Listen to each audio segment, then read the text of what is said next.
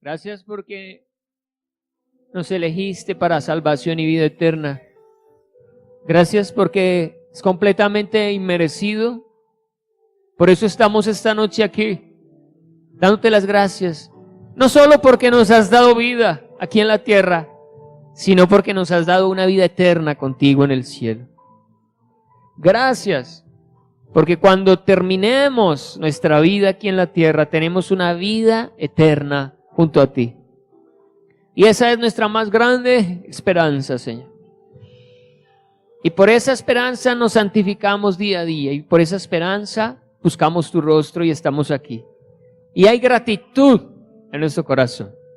Recibe de nuestro corazón gratitud por habernos salvado de una condenación y de un justo castigo que merecíamos por nuestros pecados.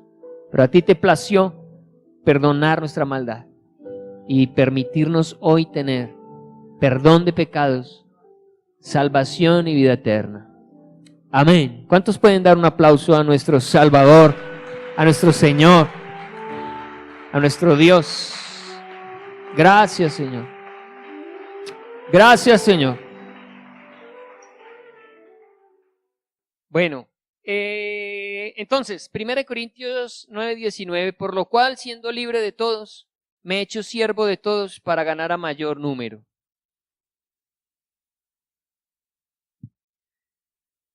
¿Qué puede haber en el corazón de Dios? Hebreos 2:10 dice, porque convenía a aquel por cuya causa son todas las cosas, y por quien todas las cosas subsisten, que habiendo de llevar muchos hijos a la gloria, perfeccionase por aflicciones al autor de la salvación de ellos. ¿Cuál era el propósito de Dios? Llevar muchos hijos a la gloria. ¿Y cuál es el deseo del apóstol Pablo? Salvar a muchos. Es un deseo que arde en el corazón de Dios. Según Timoteo, el Señor quiere que todos sean salvos y vengan al conocimiento de su palabra. Pero también sabemos que no todos van a aceptar el mensaje. No todos van a querer creer. Pero que usted y yo hagamos lo que nos corresponde. Bien, entonces meditando sobre este versículo, vamos a orar. Esta noche vamos a concentrarnos en la palabra del Señor esta noche. Padre, gracias, Señor, que hemos podido estar hoy acá. Yo te pido, Señor, que tu palabra hoy sea recibida con el respeto que merece. Ruego, Señor, que sea abierta hoy a nosotros, exhibida en medio de nosotros, leída, estudiada, enseñada, escudriñada. Espíritu de Dios, y hables profundamente a nuestro corazón. En el nombre de Jesús pedimos que esta semilla caiga en buena tierra y dé fruto al 100%, y que haber venido a este lugar haya servido con un propósito esta noche. En el nombre de Jesús. Amén. Entonces es el deseo de Dios salvar a muchos. Y es necesario que el que quiera salvar a muchos tenga una característica. ¿Qué característica debe tener según el versículo 19? Ser siervo. Ser siervo. ¿Será que Jesús nos dio ejemplo a la hora de venir a morir por nosotros? ¿Se hizo siervo? Este deseo no es el deseo del apóstol Pablo, es el deseo de Dios. Él primero lo hizo. Él, por salvar a muchos, se hizo siervo. Acompáñeme a Filipenses, capítulo 2.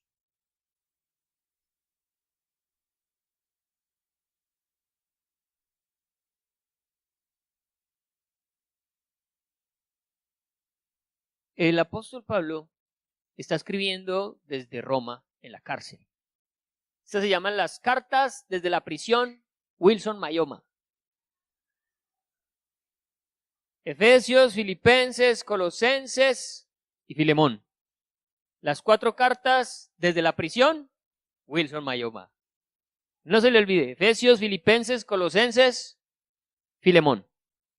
¿Dónde está el apóstol encarcelado? ¿En dónde? En Roma. Para este momento él ya había hecho todos sus viajes misioneros y está en una casa que le dieron por cárcel. A él le dieron casa por cárcel, el apóstol Pablo en Roma. Pero ¿qué hacía el apóstol Pablo en esa cárcel, en esa casa? Dice Hechos que durante 2 años predicó el evangelio estando en esa cárcel. Y la gente iba y lo visitaba a esa casa y allá los evangelizaba. Y tenía a un soldado las 24 horas del día amarrado a cadenas con él. Si se iba para el baño, allá le tocaba ir al soldado también con el apóstol Pablo. ¿Qué evangelizada se habrá pegado ese soldado? 24 horas pegado al lado del apóstol Pablo. Y mucha gente, dice el texto de Hechos, conocieron de Jesús estando el apóstol Pablo en la cárcel. Usted está librecito, ¿sí o no? Usted puede ir y venir. ¿Qué tal que nos tocara estar en una cárcel? ¿Cuántos de nosotros en una cárcel dirían, no, pero ¿cómo evangelizar aquí? Y el apóstol Pablo nunca desaprovechó oportunidad para predicar el evangelio. Entonces, estando ahí en la cárcel, acompáñenme de Filipenses capítulo 1, versículo 12. Para mí el vivir es Cristo, dice, quiero que sepáis, hermanos, que las cosas que me han sucedido han redundado más bien para el progreso del evangelio. Él dice, el hecho de que yo esté en la cárcel ha servido. ¿Entendemos por qué? Porque le dieron una casa por cárcel y eso se convirtió en una iglesia. Y allá iba todo el mundo a escuchar la palabra del Señor. De tal manera que mis prisiones se han hecho patentes en Cristo, en todo el pretorio y a todos los demás. Hechos 28:30. Ahí narra la palabra que él estaba encarcelado ahí en Roma en una casa. Hechos 28:30. Y la mayoría de los hermanos, cobrando ánimo en el Señor con mis prisiones, se atreven mucho más a hablar la palabra sin temor. El hecho de que él estuviera encarcelado motivó a la iglesia a predicar la palabra. Me imagino a la iglesia diciendo, pues si él estando en la cárcel predica a nosotros que estamos libres, ¿cómo no? Caminen, vamos a predicar. Llevemos el mensaje. Y el apóstol se alegraba, allá en la cárcel. Se alegraba de que el evangelio estaba siendo predicado. Algunos a la verdad predican a Cristo por envidia y contienda, porque había una gente de la iglesia, gente que predicaba sana doctrina. Era gente que predicaba sana doctrina. No engañaban, no eran falsos maestros, no eran falsos apóstoles, no, predicaban el evangelio sanamente, con una doctrina sana, pero motivados por la envidia o por la contienda. Porque no querían al apóstol Pablo. Porque decían, si está en la cárcel es por algo. ¿Quién sabe qué habrá hecho? Y cuando veían que la cárcel era una casa, dijeron, ¿quién sabe cuánto habrá pagado? ¿De dónde habrá sacado? ¿Qué chanchulla habrá hecho para que le dejaran esa casa como cárcel? Entonces, la gente hablaba muy mal del apóstol y aprovecharon que estaba en la cárcel para decirle a la congregación todas esas cosas malas. Pero a él no le importaba, él decía, ¿qué me importa? Que hablen mal de mí, que rajen. El todo es que prediquen la palabra, dice él. Dice, algunos a la verdad predican a Cristo por envidia y contienda, pero otros de buena voluntad. También habían otros que lo hacían con una buena motivación. Los unos anuncian a Cristo por contención, no sinceramente, pensando añadir aflicción a mis prisiones, pero los otros por amor, sabiendo que estoy puesto para la defensa del evangelio. ¿Qué pues? Que no obstante, de todas maneras, o por pretexto o por verdad, Cristo es anunciado, y en esto me gozo y me gozaré aún. Si algo alegraba la vida del apóstol Pablo, era saber que la iglesia estaba predicando. Si el apóstol Pablo estuviera hoy en medio de nosotros, ¿se sentiría contento con lo que estamos haciendo? Que lo invitáramos un día a predicar aquí. De pronto, y él diría, ay, ustedes en qué están invirtiendo el tiempo. Miren que yo en la cárcel y predico, miren que yo golpeado, azotado, y estoy predicando. Ustedes no están predicando, ustedes no están hablando del Señor. Yo creo que él se asombraría quizás.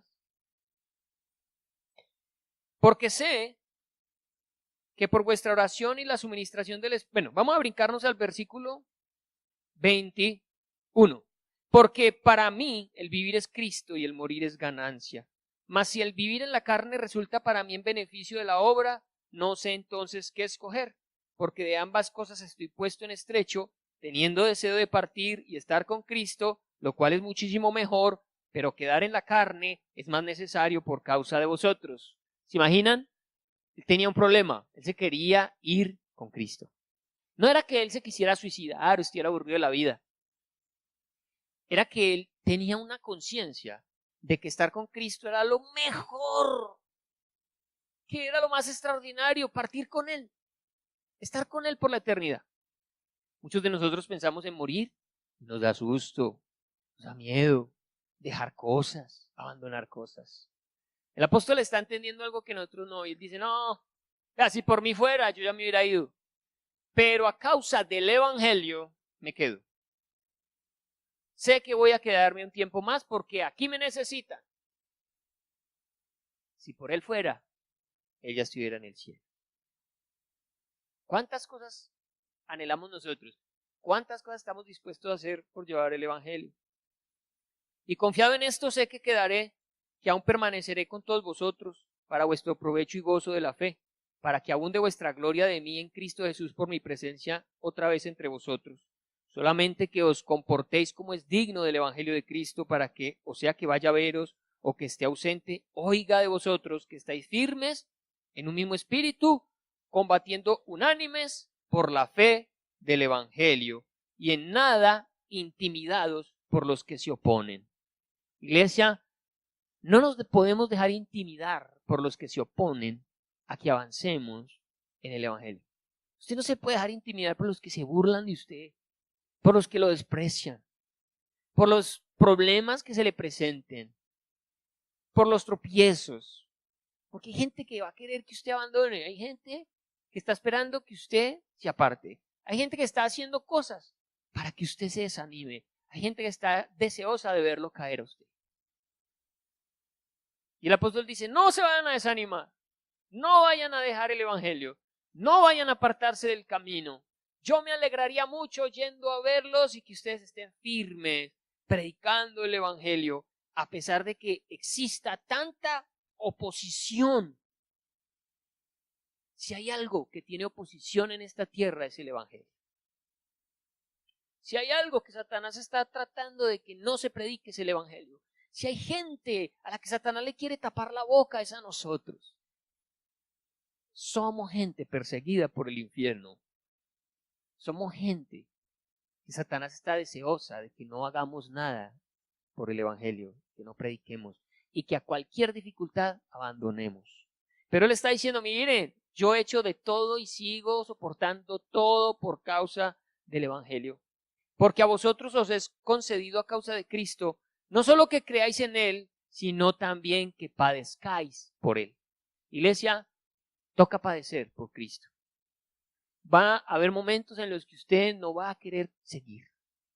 Van a haber situaciones muy difíciles y complejas, que le van a tocar la fibra más íntima de su corazón y en donde usted va a querer tirar la toalla, en donde usted va a decir, no aguanto más, no resisto más, no quiero más.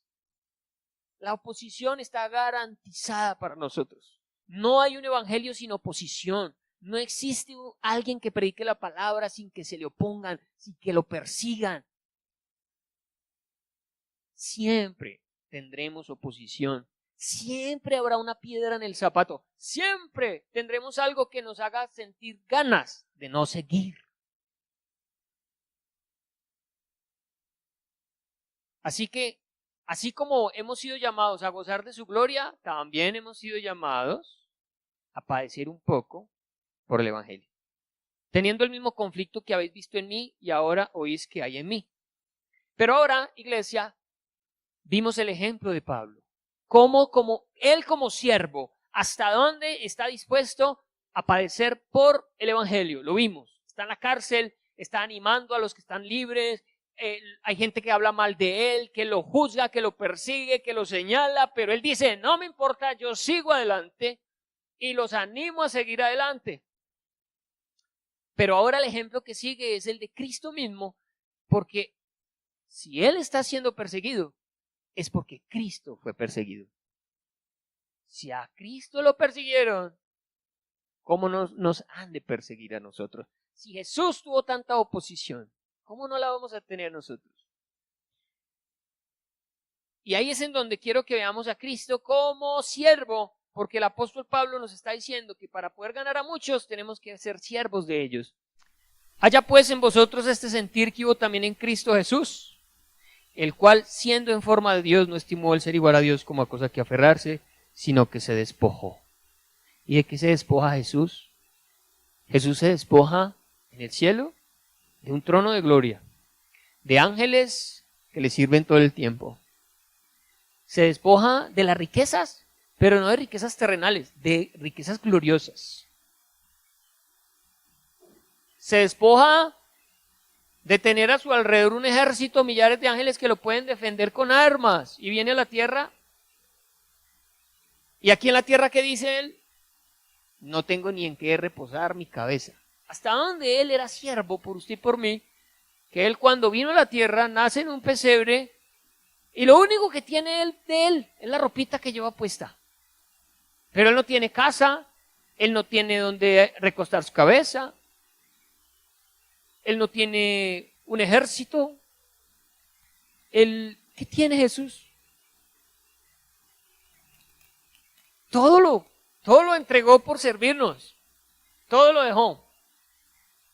Y dice el apóstol, hayan ustedes ese mismo sentir. ¿Qué estás dispuesto tú a hacer por a que otro se salve? Mire, siquiera uno. Yo no le estoy diciendo que se evangelice a 2,000 o a 3,000. Uno.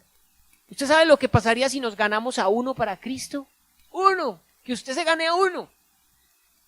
¿Será que en la lista de 10 usted no tiene a uno? Unito. Siquiera uno. Que usted se gane para Cristo. Uno al que usted le va a servir. Esa persona por la que usted se va a trasnochar. Por la que usted va a orar. Por la que usted le va a creer a Dios. Ganémonos a uno. Que cuando termine este año podamos decir, Señor, me gané a uno. Habrán quienes se ganen 2, 3, 4. Amén. Pero les estoy hablando, tan siquiera uno. Logremos esa meta. Uno para Cristo.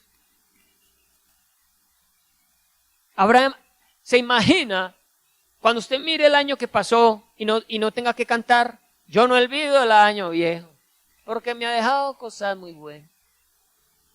Que le dejó una chiva, una burra negra, una yegua blanca y una buena suegra, falta ver. Pero que por lo menos diga, no olvido el año que pasó, porque me gané a uno para Cristo.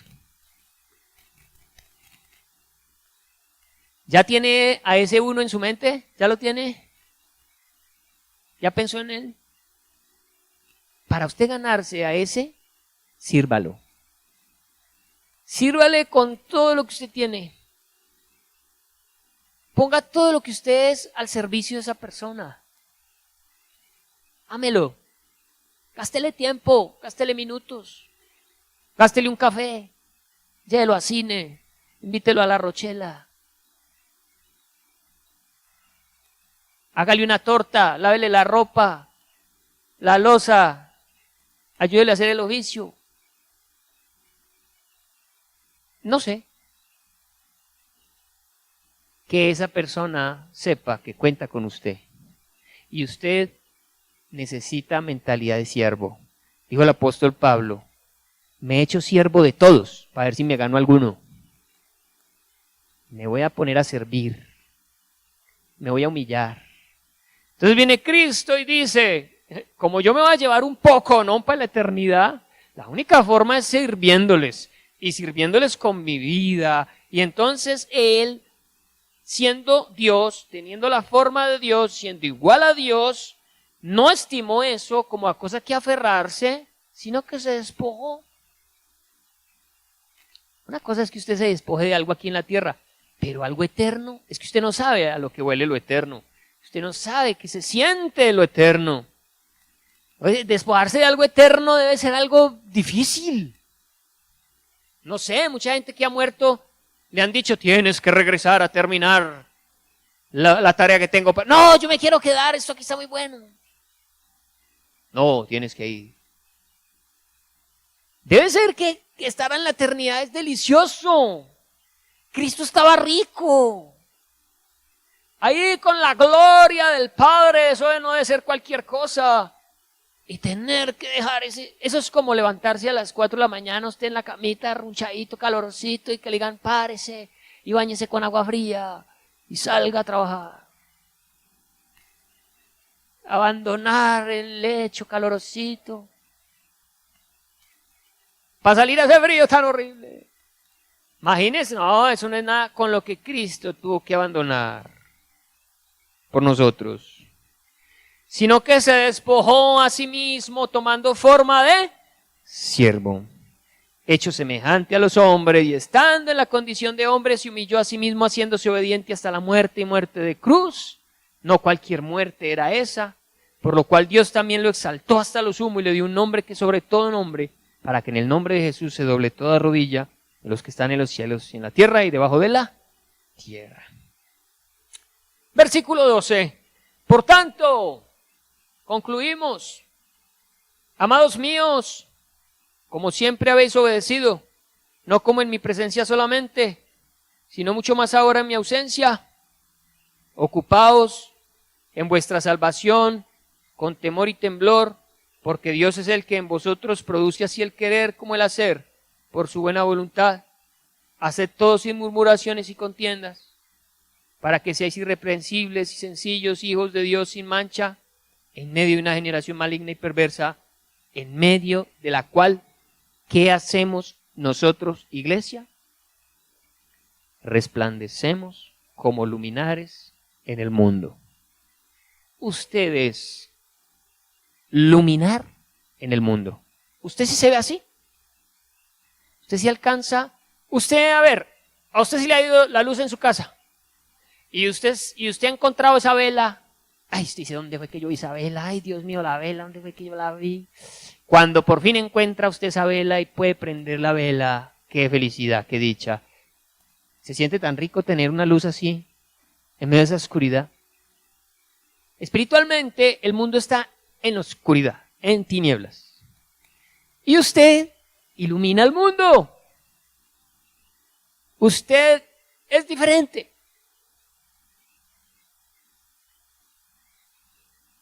Y el Señor nos llamó a ser siervos con una luz. ¿Cómo se llamará eso? El servicio del alumbrador. Por ahí en los tiempos antiguos existían unos hombres que cargaban unas lámparas en las calles, iluminaban las calles y acompañaban a las personas en medio de las tinieblas de las ciudades. Con el tiempo se inventaron ya las bombillas, ¿cierto? Ya que permanecían encendidas, iluminaban las calles. Pero qué servicio tan maravilloso el de aquellos que de pronto en una noche fría se paraban a iluminar una calle con una lámpara, quizás en medio de la lluvia. Y lo hacían con un corazón de siervos. La historia habla de las 10 vírgenes que tenían lámparas. ¿Han leído la parábola de las 10 vírgenes?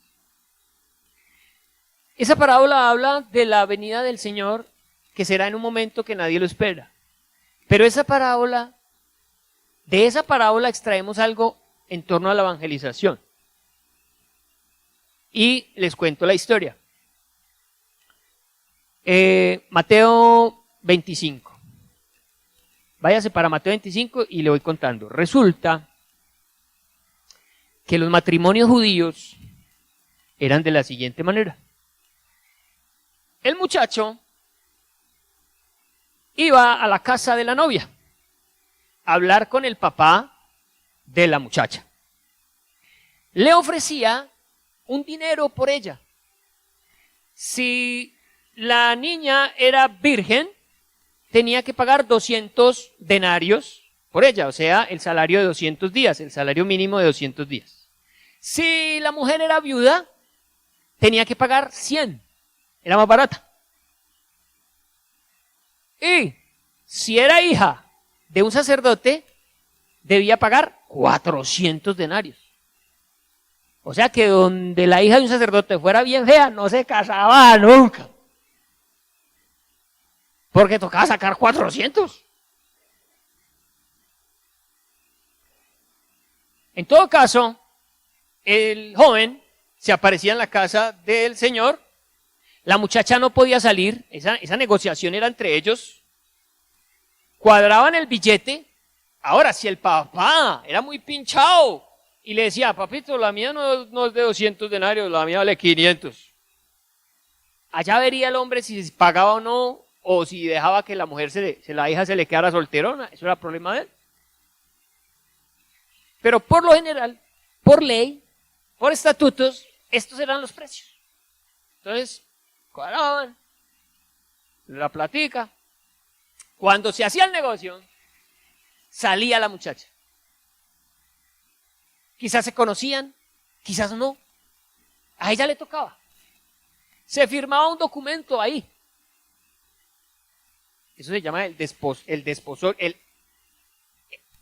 Se llaman los documentos esponsales. Esponsales. Donde se firma el documento y ya quedan como en un pre-matrimonio.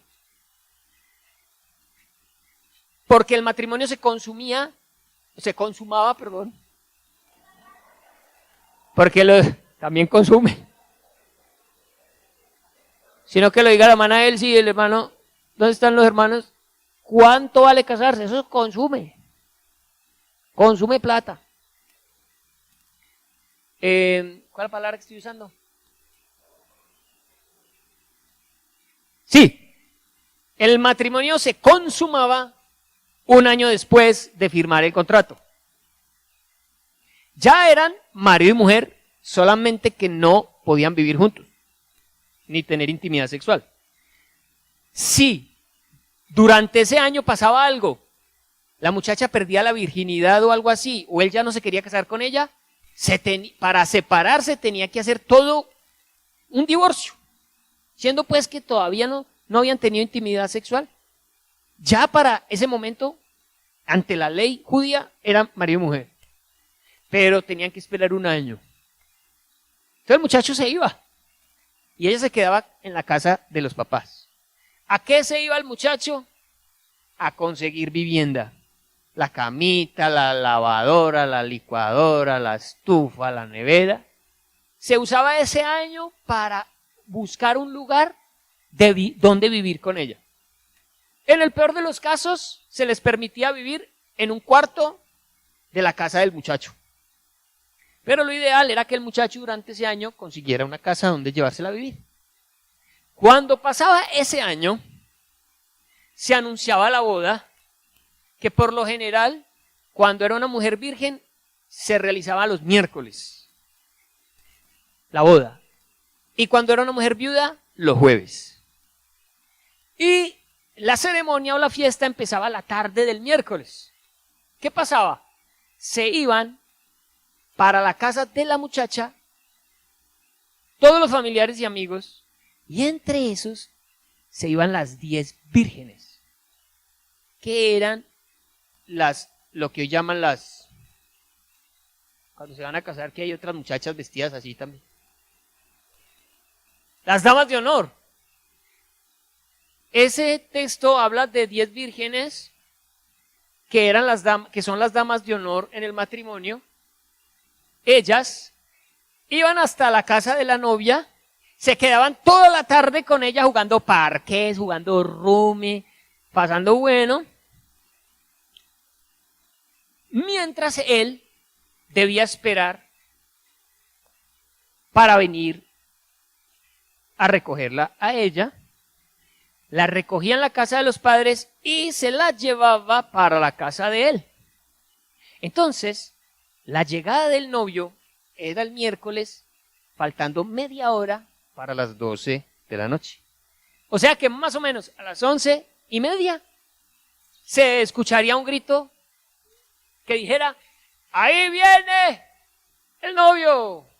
Entonces las 10 damas de honor prendían unas lámparas que no eran sino un palo con una tela enrollada, empapada en aceite, y el aceite se consume y no consume la tela. Si se prende la tela sin el aceite, se consume la tela. ¿Y después con qué alumbra uno? ¿Qué pasó? Según la historia, estaban las 10 muchachas estas en la casa de la novia. Dice, y tardando el novio a la medianoche, es decir, póngale que eran las 11:30 y ellas dijeron, ya va a llegar, pero les dio sueño, cabecearon, dice la palabra, se durmieron. El novio se demoró media horita más, llegó a las 12, supuestamente era a las 11:30, y cuando se despiertan, ahí es donde viene el trabajo del que le estoy hablando. ¿Qué función tenían, aparte de acompañar a la novia y todo lo demás, y el vestido y la vaina, ¿verdad? Ellas iluminaban el camino desde la casa de la novia hasta la casa del novio, usando las luces, no solamente para iluminarse ellas, sino que hacían una labor de servicio, llevando a los invitados por esas calles oscuras hasta la casa del novio. Pero dice la Biblia que como cabecearon y se durmieron, 5 de ellas eran insensatas y no llevaron aceite. Dice, por lo que sus lámparas se apagaban. Claro, estaban prendiendo candela a la tela paupérrima de aceite. Se quema la tela y después no tienen con qué. Entonces ellas en angustia, ¿qué vamos a hacer? Le piden a las otras 5 que tenían aceite, denos de su aceite, y ellas dijeron, no, porque en el camino vamos a necesitar más aceite y nos vamos a quedar a oscuras, somos todos. Les toca ir y conseguir y nosotros arrancamos con los que están. El trabajo de ellos era iluminar el camino hasta la casa del novio. Una vez en la casa del novio se abrían las puertas, ingresaban y empezaba la ceremonia, la boda, el matrimonio, que duraba 7 días. ¿Cómo se consumaba el matrimonio? El novio y la novia entraban a un aposento especial, en donde afuera en la puerta habían los 2 mejores amigos del novio esperando que se consumara todo.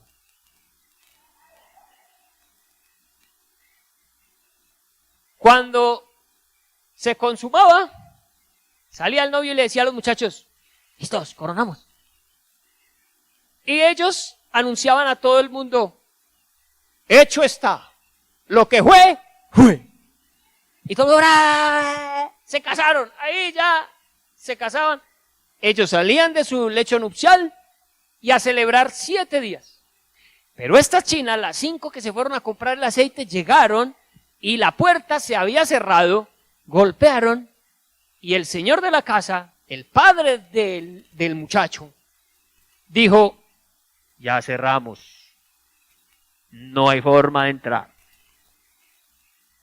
No sé quiénes son ustedes, no los conozco.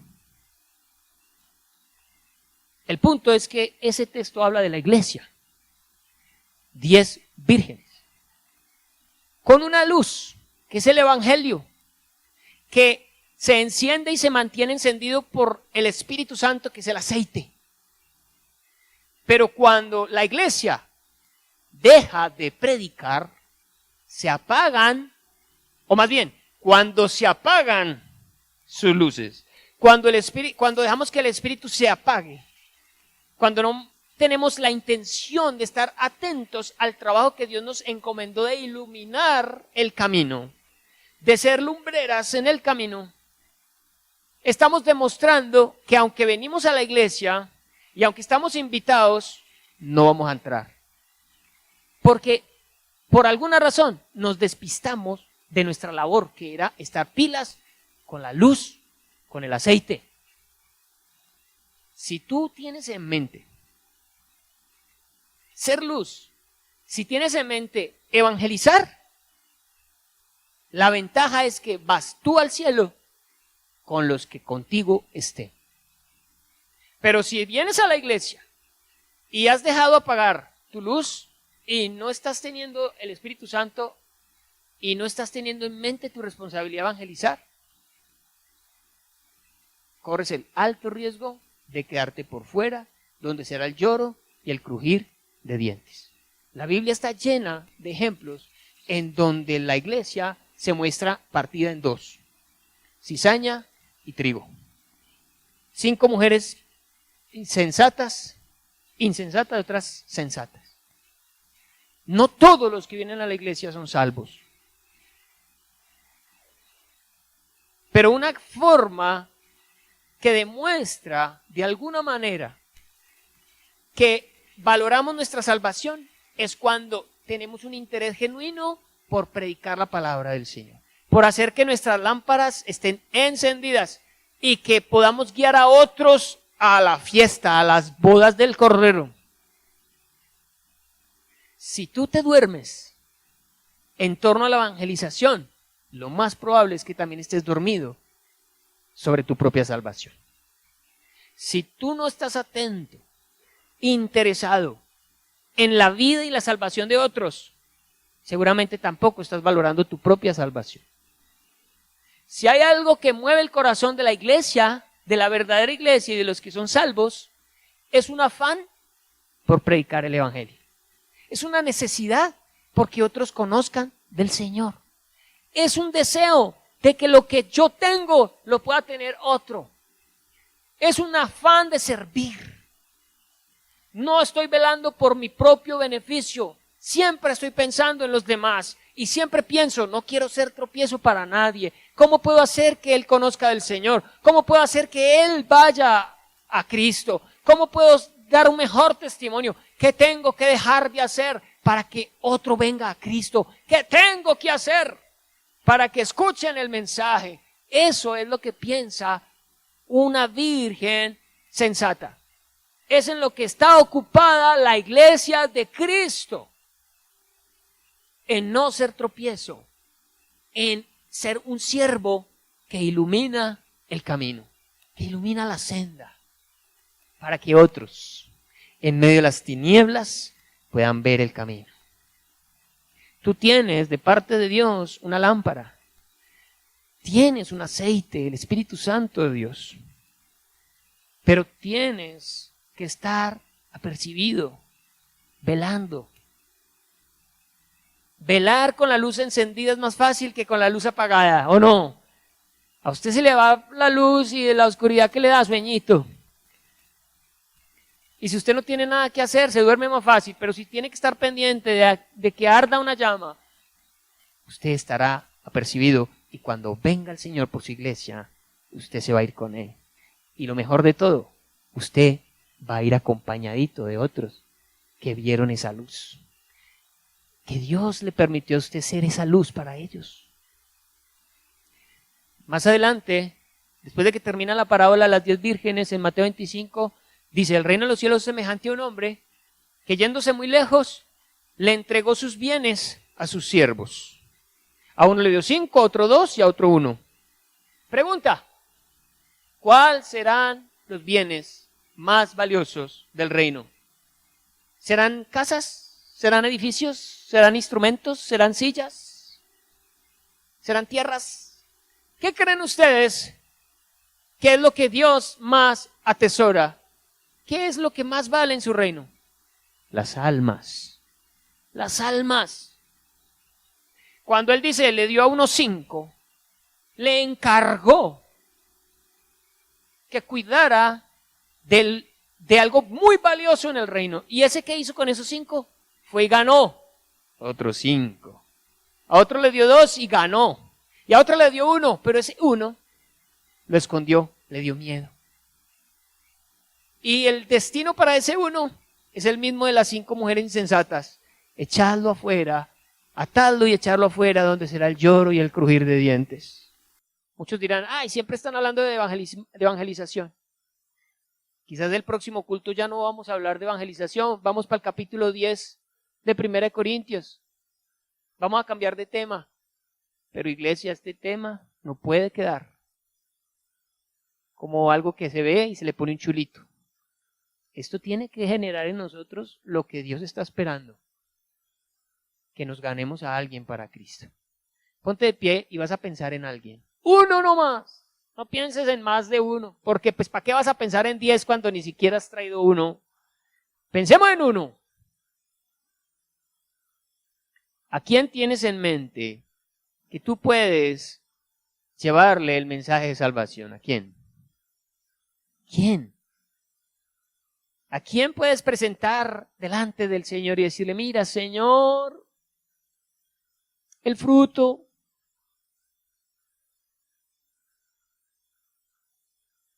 Comienza por no ser tropiezo para esa persona. Empieza por ahí. Y luego pasa a ser su siervo. Vuélvete siervo. El Señor dijo, yo no vine a servir, yo no vine a ser servido, sino a servir. Sirvamos a la gente con todo el corazón. Volvámonos siervos de las personas. Esforcémonos por eso. Dice la palabra, si te piden ir 1 milla, ve 2. Si te piden la túnica, dale la capa. Sirve. Ama a la gente. Ámalos con el propósito de luego predicarles. Gánatelos para Cristo. Señor, Padre, gracias por tu palabra esta noche. Hoy estamos requiriendo que pongas en nosotros el querer como el hacer. Hoy estamos necesitando amar a la gente. Hoy estamos necesitando tener compasión. Hoy estamos necesitando orar por ellos. Hoy estamos necesitando cambiar nuestra forma de actuar con ellos. Hemos sido groseros. Hemos sido faltos de misericordia. Los hemos despreciado. Hemos tratado mal. Los hemos humillado. Cuando nos han pedido un favor, no se los hemos hecho. Cuando pudiendo hacer algo a favor de ellos, no lo hemos hecho. Pero hoy, Señor, tengo la gran oportunidad de hacer algo por alguien. Hoy tengo en mi mente a esta persona, Señor. Quiero amar a esa persona. Quiero servirle a esa persona.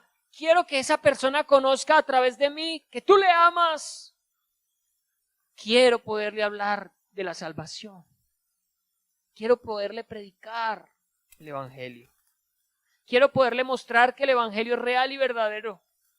Que no es una religión. Que tú eres real. Que tú eres amor. Que tú has venido a servirnos y nosotros a servirles a ellos. ¿Cuántas cosas hiciste por nosotros? ¿Cuántas dejaste en la eternidad? ¿Cuánto sufrimiento viniste a tener por nosotros? ¿Cuánto menosprecio? ¿Cuántos golpes? ¿Cuánta agonía? Solo por salvarnos. Y ahí también el ejemplo del apóstol Pablo, dispuesto a tantas cosas por el Evangelio, y obstáculos tras obstáculo tras obstáculo, y él firme, avanzando, predicando, amando a la gente. Señor, que amemos con pasión al perdido. Ahí está ese esposo, esa esposa, ese hijo, ese hermano.